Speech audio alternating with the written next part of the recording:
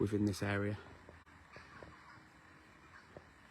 Very famous novelists that wrote many books from this place, Wuthering Heights being one of them. Very famous. Jane Eyre as well. Now this graveyard is allegedly supposed to be one of the most haunted ones in the north of England. I think it's allegedly supposed to be up to about 40,000 bodies that are supposed to be buried in the graveyard that's here as well. And till this day, they were supposed to be buried 10 bodies deep. It was one of the worst places to live in Victorian England, but back then. And even to this day, people come, they visit, they walk around this lovely place as well. And you've got to be really careful where you stand in this graveyard, because some of them are very, very uneven, and up for a few unlucky souls have actually fallen through the graves. If you're lucky, you might only fall down 3 or 4, but if you're very, very unlucky, you might actually go down to at least 10 that are down, and you can actually be accused of grave robbing as well. Now we use this, when I say we use this location, obviously we don't do the ghost hunting in here. We walk through here, we tell a few stories that are in here, and we actually take them to a different location, different secret location, just within walking distance of the village that we know that's supposed to be connected with loads of different paranormal activities and stuff as well. So we do the ghost hunting up there, okay? But this is a fantastic place to come. Just have a little wander around on your own, innit? Nice and peaceful. Nice and chilled out. Now I'll take you guys down. Now there is supposed to be a story of a Victorian gentleman dressed walking around this location as well. He's been seen loads of times. Even I believe even in lockdown, I think people were saying that they saw a Victorian gentleman sort of walking around, and it is infamous, this place, for a story of the Lady in Black as well. Now this Lady in Black is nothing to do with the story or anything like that, nothing to do with Harry Potter. It is a mourner. It's supposed to be a very, very sad story of a lady who lost her husband, and every day afterwards she would often come down and visit the grave. And Paul will tell you more about this, I'm sure. He often talks about spirits almost like a propeller.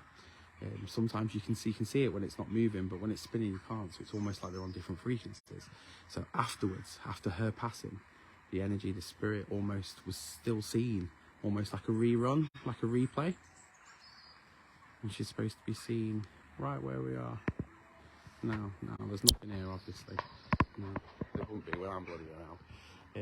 But it has been reports that loads of stuff has been seen in this graveyard as well. Some freaky birds up there as well that make loads of racket. So when we walk in with the guests and everything, they're always like, have you set this up as a stage? But no, they do go completely mental. So we do try and sort of stay out of the way, obviously.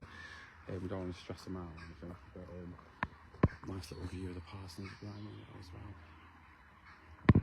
Reported to be very haunted. It's a museum, so you can actually travel and go up there during the day. So if you ever get a chance, do go in.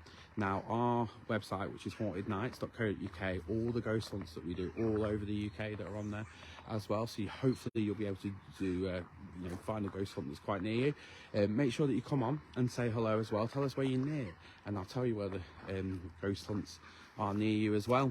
It's been really busy this weekend as well. I know Paul's been absolutely everywhere. I think the Skirid's Inn going on. I think there's some of the team at the Skirid Inn right now. In fact, as they do it's sort of like a mini ghost hunt over 2 hours. I think we've got 2 segments of that. So yeah, I believe the second one's kicked off there now. I believe Sue will be down there, hopefully getting some loads of different paranormal activity that's down there as well. Now, instead of seeing my ugly mug, let's show you this little lovely view just as you walk past this tree of the churchyard that stands.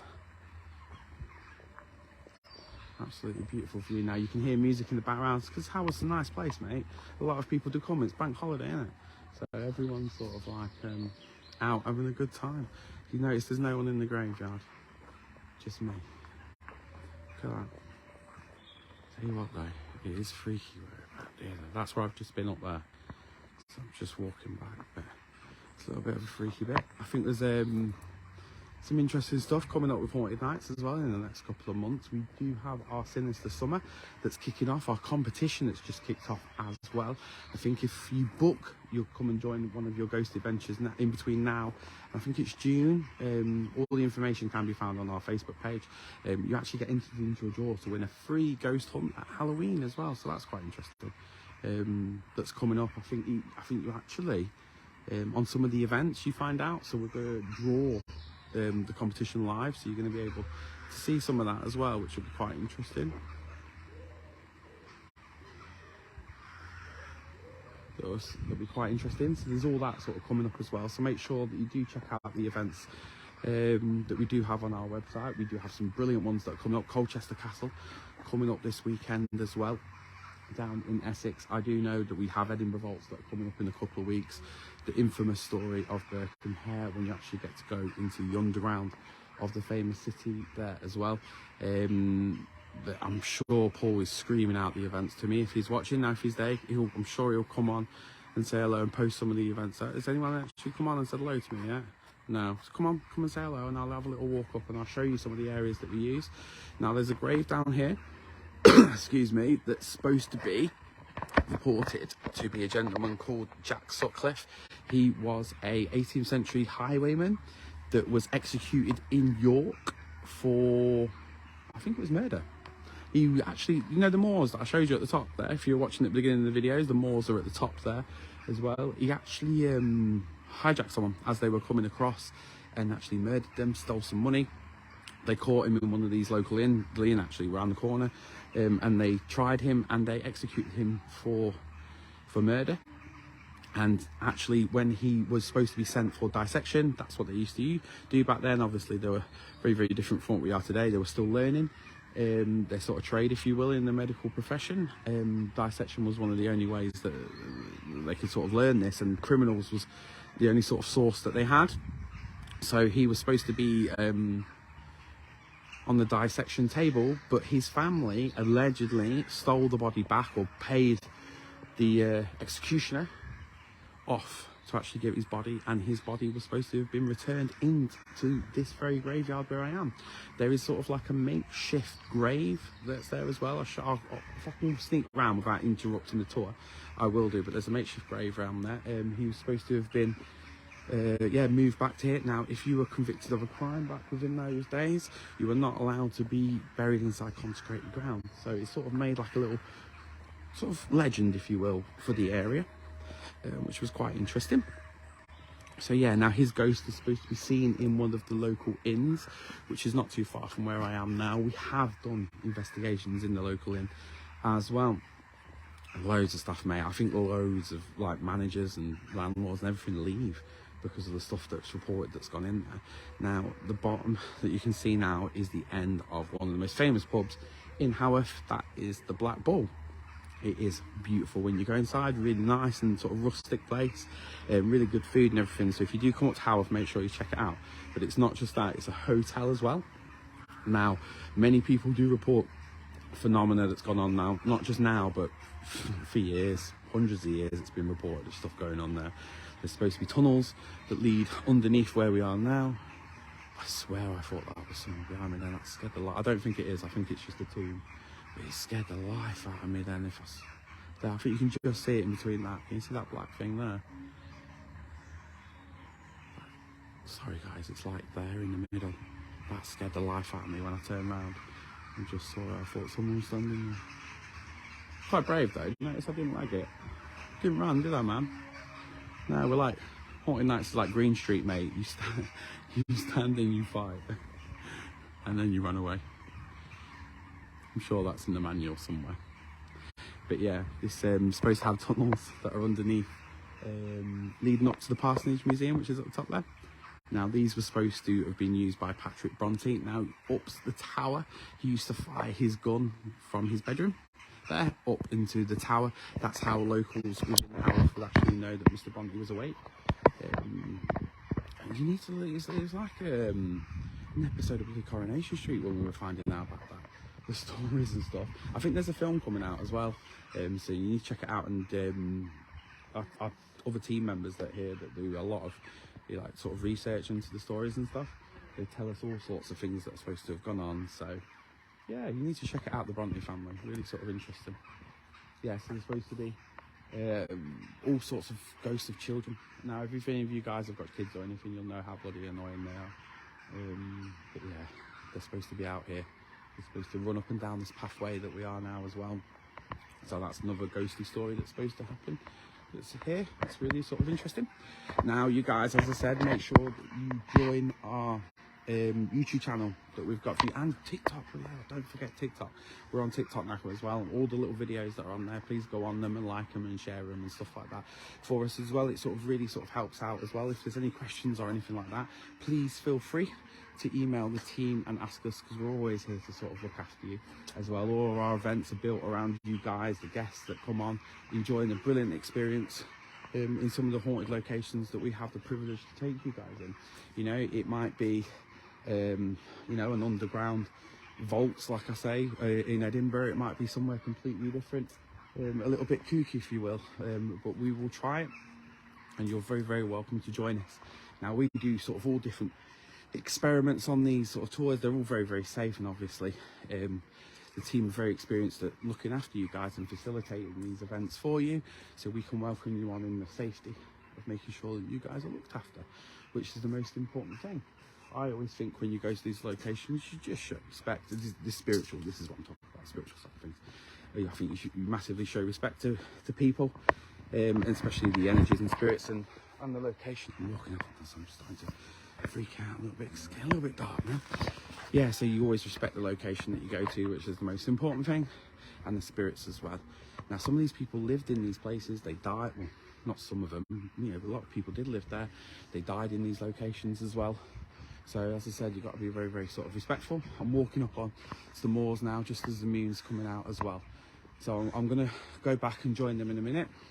I'm going to walk up to the woods first and show you one of the locations that we... So I'm walking, actually, let me show you this. This is the path. Let me spin it around that slow. That's where I was. I've just walked through there. You can just see the beautiful churches in the background and the lovely village of Haworth. So if you notice one thing, there's not been one person around me. Not one member of the public. Not a team, anything. Just been me by myself as I walk around this place. Normally, as I said, the stories are enough to sort of put people off coming up here, especially at this time as well. Even the moors that's quite close to where I am now is supposed to have stories of, like, any of you guys obviously are not old enough to remember Will-o'-the-Wisp, but in the 70s, like, loads of different weird light phenomena was actually captured up on the moors that are up there. And in Scotland, they have like these, like in the Highlands and stuff, they have like these chalet things. If you know, get stuck up in there in bad weather or anything, it's sort of like a survival sort of shack, if you will. They actually started putting them on the side of the hill because people were experiencing weird phenomena when they were going up there, and they were sort of freaking out a little bit. So yeah, and this is in the Yorkshire Post, so you can, guys, Google it, check it out. So yeah, that's just up here where I am now, just at the top of there. So you walk down this little path, you get down to a little crossroads, and then you turn right and it takes you all up into the moors. Now when I say the moors, I mean it. You're literally in the middle of nowhere. Any of you guys that are old enough to remember American Wealth in London, there's the whole stay on the road, keep off the moors vibe about it. Yeah, so I think I've been up there in the snow, actually. I think my kid learned to ride his bike, but when you go up there during the day, it's lovely. But when you actually come up at night, it's a completely different story. Even where I am now, you'll notice, well, you won't notice because it's on TV, but the atmosphere sort of changes. It goes a lot more silent, quiet when you come up to this part as well. Right where I am now is where that lady in grey, lady in black, sorry, is supposed to be seen. I'm hoping that the other team come down in a minute and join me. Evening. Hello, Lorraine. Thank you for being the first person to come on and say hello to me. I've got loads of people watching and not one person's come on and said hello, apart from you, Lorraine. So I hope you're doing very, very well. Come and tell us where you're from. Normally I'm quite good at sort of telling when the nearest, if you tell me where you're from, I'll tell you where the nearest ghost story I know is. I'm normally quite good at that. I blow my own trumpet a little bit, but normally I'm quite good at telling where stories are. We're back. Yeah, my GCSEs might have spelt fudge, but if you ask me where bloody haunted, I can tell you. It's weird, isn't it? Yeah, so this bit here is like a tree line that's like a forest bit. So we use this bit loads for like the ghost hunts. Sometimes we bring people up here and use dowsing. Dowsing's fantastic for this location. You're away from any water or anything like that as well. So as I said, you're pretty much in the middle of nowhere. So it's a really sort of good place to sort of use it, and it's open so you can sort of, you know, send people off and they can try different things. We also try seances. Some weird lights over there and cars, but I presume that's a different nocturnal activity that definitely not getting involved in. Yeah, so you do get a lot of weird stuff that sort of does go on apart from that, but yeah, you do get a lot of weird stuff that goes on here. Sometimes it can be like noises and sounds, almost like people's running around. Now you sort of like when there's no one there, but you sort of expect that, wouldn't you? In a forest there's like weird animals and stuff, like bears and stuff. Doing good to you in Scotland, met you at Jedburgh. Oh yeah, I know who you are, Lorraine. I hope you are well, darling. Yeah, just down in Yorkshire. Just thought I'd come off and do a little live. We're just doing a little. I was just having a little chat with everyone. Just showing you guys what I can see, really. Like the tour's going on back there. So like what we did in Edinburgh when we went up and had a little walk around. So this is this is my area, darling. This is where I am. It's nice, isn't it? So as I said, I was down in London. Yesterday we were looking at some different locations. I looked into the Highgate Cemetery. If you guys have ever heard that, you need to check it out. You need to Google it. And there's loads of documentaries on YouTube about it as well. You really need to check it out. A really interesting thing, I think in the 70s there was massive hysteria around the area and famous for vampires apparently. So yeah, check it out, guys. I'm a bit of a geek, so I don't mind those stories and stuff. So I had a little bit of a wander around. Yeah, it was really sort of interesting, really good. So make sure you guys check that out as well. Yeah, come down, it's nice. Yeah, it is nice. It's nice. Haworth is like a little village, well obviously, but it's like a touristy bit, so loads of like holiday cottages and things there, and people just go walking in the middle of nowhere and all this sort of stuff. And now in the backdrop is all this sort of weird paranormal phenomena that happens. Now I'm not really into aliens and stuff like that. It's just not my thing. Talk to me about ghosts all day, but we're not too far from Hemden Bridge, which is, I'm sure my mate David would love all that. Oh look, the flying bats in the background. My mate David would love all that stuff. But we're quite close to Hemden Bridge, which is massively famous with UFOs and all that sort of stuff. So yeah, that's quite cool. Ah, did you see it then? Little bats flying in the background.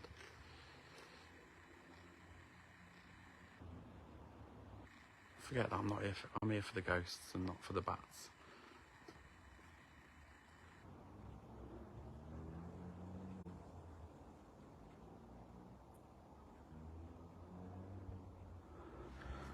Yeah, right, let's get back to the ghosts. Right, so as you can see, well, you can't see because it's absolutely pitch darkness. It is one of the locations that we use. It's very sort of atmospheric when we come.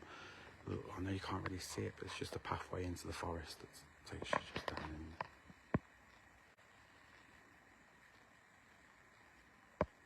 in. It is a really weird sort of place when you do come here at night as well. Really atmospheric location that we use. Now all of our ghost hunts are coming up as well in the next couple of all our ghost hunts coming up. That doesn't make sense. All our upcoming ghost hunts can be found, I should say, on our website, which is hauntednights.co.uk. Okay, you can find me everywhere. All over the UK we've got these events going on, so I will leave you guys there, and hopefully I'll be fine walking through the forest on my own, and hopefully I'll get onto the other side. Now all our testimonials and reviews can be found on our website as well, so please go on there and have a little look. On our Facebook pages, our Instagram as well, Twitter, which is on there too, and TikTok. Get on the TikTok, mate, because it is the bane of my life, that thing. And all the videos take me ages to do, so please go on there and check them out, and hopefully you'll join us on your very own ghost adventure, and hopefully my team will come in after me now, as you can see. So thank you for joining us, and make sure you share the video and everything. See you all very, very soon.